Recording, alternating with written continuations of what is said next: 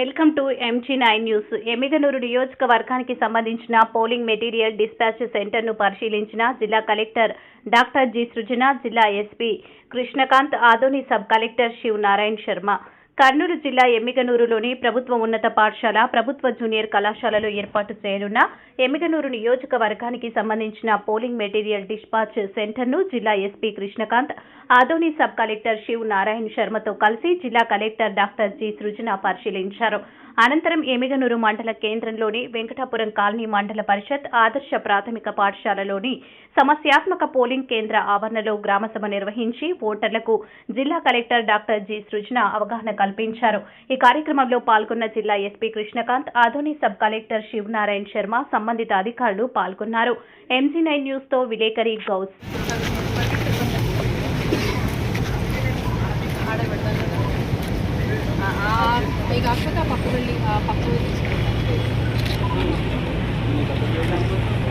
Polling station dispatch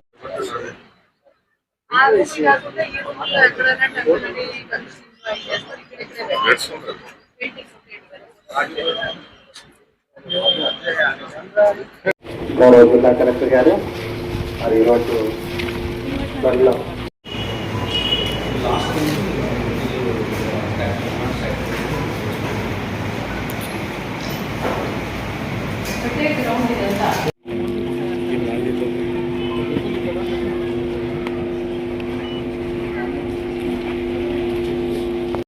ఈ polling station ని critical గా మనం అనుకుంటున్నాం. ఎందుకంటే ఈ మధ్య కాలంలో ఇక్కడ ఒక అటెంప్ట్ మర్డర్ కారణంగా FIR బుక్ చేసుకోవడం కావచ్చు, లేదా కొన్ని కమ్యూనిటీస్ కొంచెం గట్టిగా పోటీ ఇవ్వడం కారణంగా కావచ్చు, ఒకరి మధ్యలో ఒకరికి మనస్పర్ధలు ఉండడం వల్ల కావచ్చు, ఎలక్షన్ అప్పుడు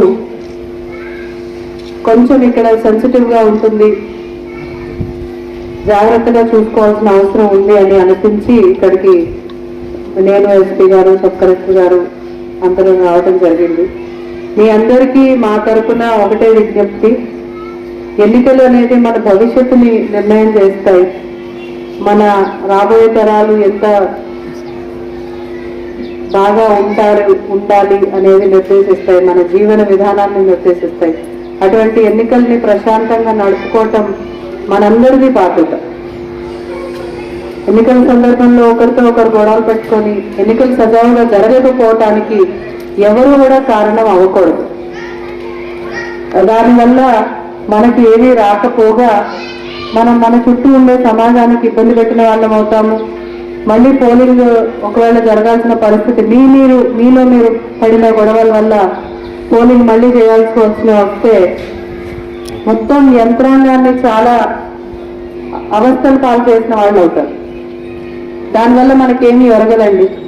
ఎలక్షన్ ని ప్రశాంతంగా జరుపుకోవాలి. మనకి రాజ్యాంగం ఇచ్చిన హక్కుని ప్రతి ఒక్కరూ ఆ హక్కుని ఉపయోగించుకోవాలి అంటే ఊర్లో ఉండే ప్రతి ఒక్కరు కూడా సహకరించాలి. ఏ విధంగా అయితే మొత్తం మన వ్యవస్థ అంతా ఎన్నికలు సజావుగా జరగాలి అని ఎన్నికల మెషినరీ అంతా మేమంతా ఏర్పాటు చేస్తామో, ఓటు వేయడానికి వచ్చిన ప్రతి ఒక్కరికి ఒక అనుకూలమైన వాతావరణం కల్పించడం మా అందరితో పాటు ఊర్లో ఉండే వాళ్ళందరికీ కూడా బాధ్యత అవుతుంది.